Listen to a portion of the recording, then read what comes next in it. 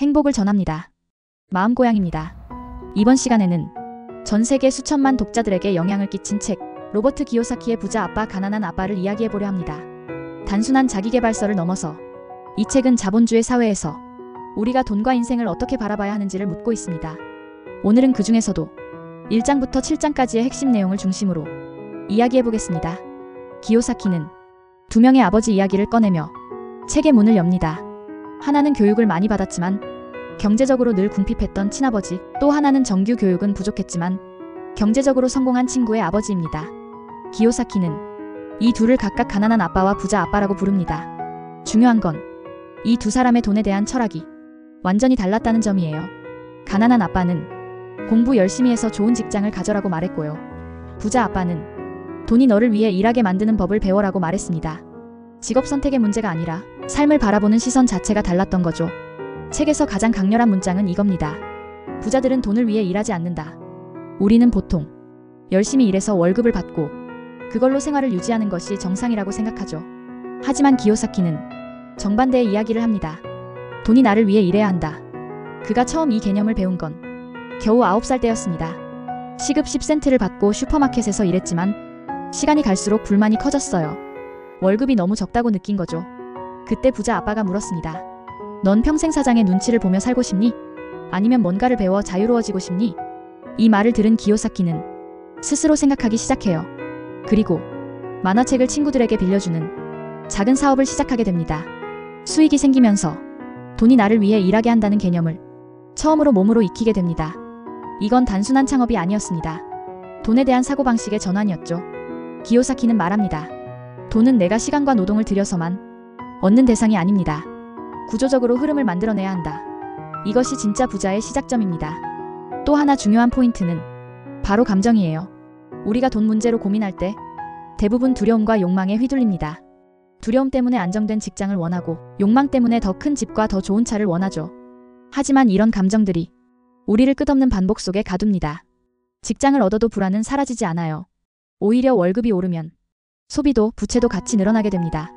그 결과 우리는 돈을 쫓으며 계속 일하게 되죠. 기요사키는 묻습니다. 당신은 지금 두려움 때문에 일하고 있습니까? 1장에서 돈이 나를 위해 일하게 하라는 말을 들은 기요사키는 2장에서 또 하나의 강력한 질문을 던집니다. 왜 금융 지식을 배워야 하는가? 단순히 돈을 많이 버는 것보다 그 돈을 어떻게 관리하고 불릴 수 있는지가 더 중요하다는 거예요. 그는 이렇게 말합니다. 얼마나 버느냐보다 얼마나 모을 수 있느냐가 중요하다. 사람들은 흔히 소득이 늘어나면 자동으로 부자가 될 거라고 생각해요. 하지만 현실은 다릅니다. 수입이 늘면 지출도 함께 늘어나고 오히려 부채까지 증가하죠. 결국 자산은 그대로이거나 심지어 줄어들기도 해요. 그래서 기요사키는 우리에게 아주 간단한 기준 하나를 제시합니다. 자산이란 내 지갑에 돈을 넣어주는 것, 부채란 내 지갑에서 돈을 빼가는 것. 정말 단순하지만 이 기준 하나만으로도 우리의 경제 마인드가 완전히 달라질 수 있어요. 많은 사람들이 자신이 사는 집을 자산이라고 생각합니다. 그런데 기요사키는 단호하게 말하죠. 그건 자산이 아니라 부채입니다. 왜일까요? 집은 유지비, 세금, 보험료, 수리비 등 지속적으로 돈이 나가는 존재이기 때문입니다. 반면에 수익을 창출하는 임대 부동산이나 배당금을 주는 주식은 진짜 자산이라고 설명합니다. 그는 이렇게 정리해요. 부자는 자산을 사고 중산층은 부채를 사면서도 자산이라고 착각하며 가난한 사람은 그냥 지출을 한다. 정말 뼈 때리는 통찰이죠. 특히 중산층은 수입이 늘면 더 큰 집, 더 좋은 차를 사게 되고 그로 인해 더 많은 부채를 지게 됩니다. 결국 돈을 더 벌기 위해 더 많이 일해야 하는 삶이 반복되는 거예요. 그래서 기요사키는 현금 흐름의 구조를 세 가지로 나눠 설명합니다. 첫째, 가난한 사람은 수입이 전부 지출로 나갑니다. 자산도 없고 부채도 없어요. 둘째, 중산층은 수입이 생기면 부채를 만듭니다. 주택 융자, 자동차 할부, 카드값 등 수입 대부분이 부채로 인해 빠져나가요. 셋째, 부자는 자산이 수입을 만들어내고 그 수입으로 지출을 감당합니다. 그리고 남는 수입은 다시 자산에 투자하죠. 이 구조가 바로 급여 없이도 살아갈 수 있는 상태, 즉 경제적 자유입니다. 결국 핵심은 이것입니다. 나는 지금 돈을 쫓고 있는가? 아니면 돈이 나를 위해 일하고 있는가? 이걸 정확히 아는 게 중요해요. 경제적 자유를 얻기 위해서는 내 돈의 흐름 구조부터 점검해야 합니다. 그리고 2장에서 가장 논쟁적인 말이 등장하죠. 당신의 집은 자산이 아니다. 충격적인 이야기지만 기요사키는 확신에 차 말합니다. 내 집 마련이 성공의 상징이라는 믿음이 우리를 지출의 굴레에 가두고 있다. 집을 샀다고 해서 자산이 되는 건 아니다. 매달 돈이 빠져나가기만 한다면 그건 부채일 뿐이다. 그는 집을 사지 말라는 것이 아닙니다. 다만 거주용 주택은 자산이 아니라 비용으로 인식하라고 말해요.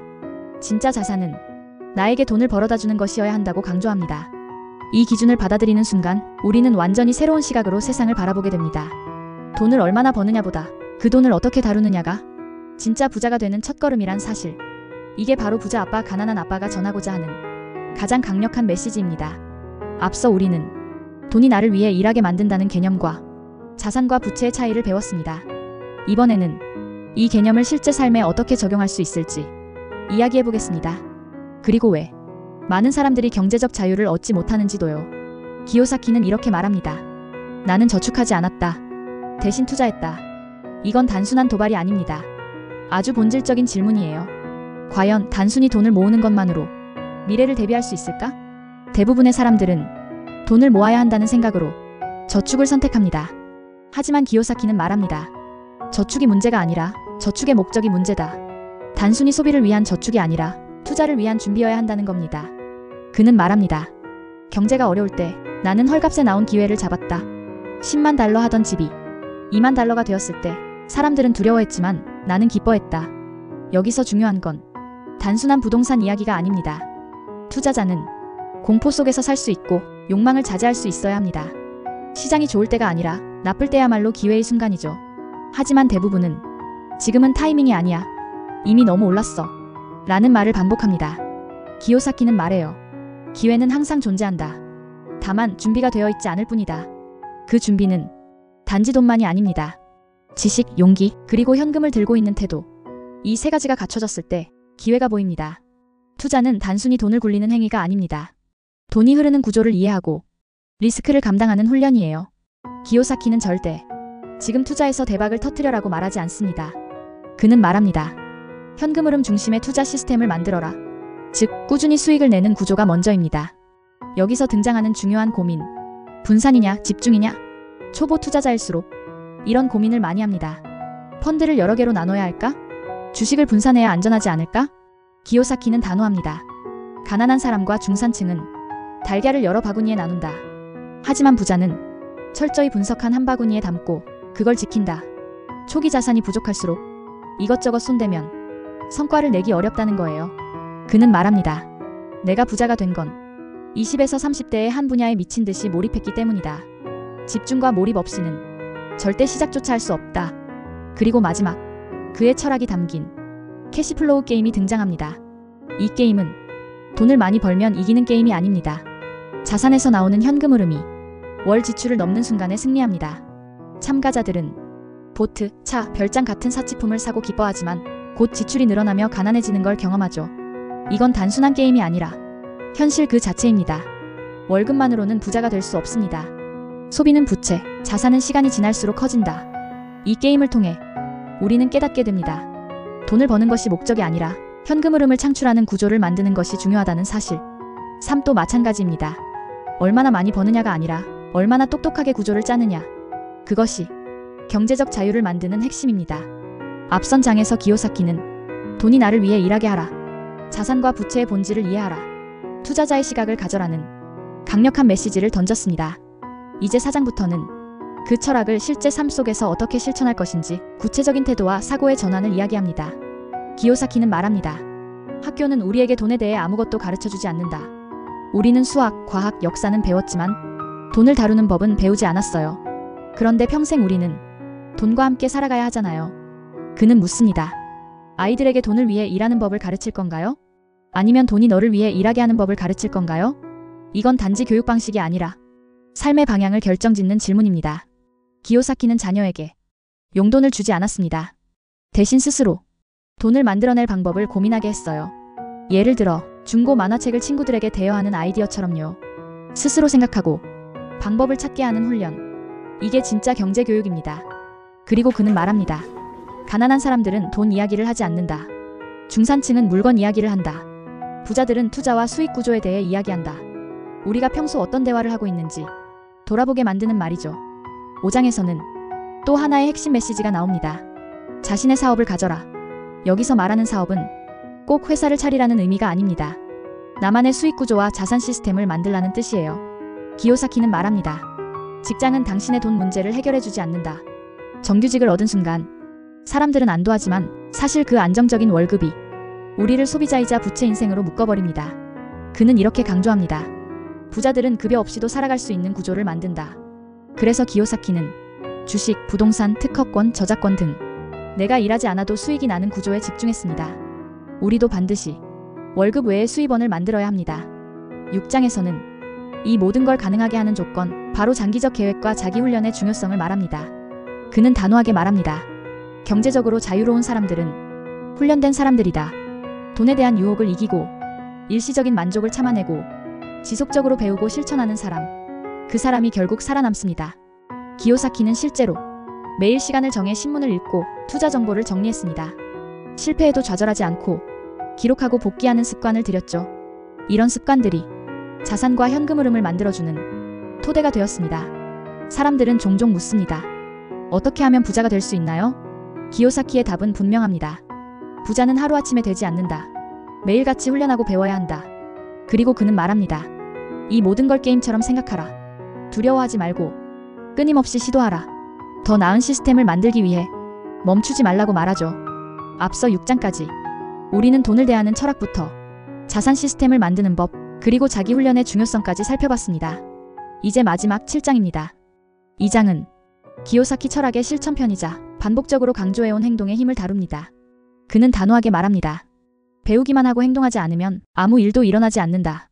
당연한 말처럼 들리지만 사실 많은 사람들이 가장 어려워하는 게 바로 이 행동이에요. 정보는 넘칩니다. 책도 읽고 유튜브도 봐요.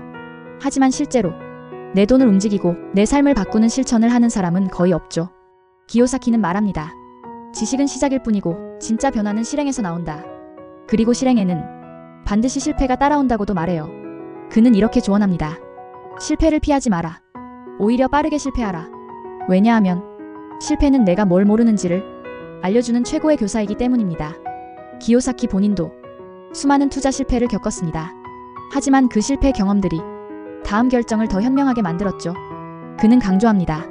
실패를 피하려 하지 말고 실패를 자산으로 만드는 태도를 가지라고요. 이게 바로 부자가 되는 사람들의 공통점입니다. 그리고 또 하나, 기요사키는 이렇게 말합니다. 작은 실천부터 시작하라. 큰 돈이 없다고 핑계 대지 마라.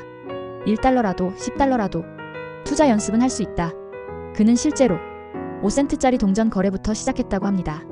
그런 작은 연습들이 이후 수십만 달러 규모의 투자로 이어졌죠.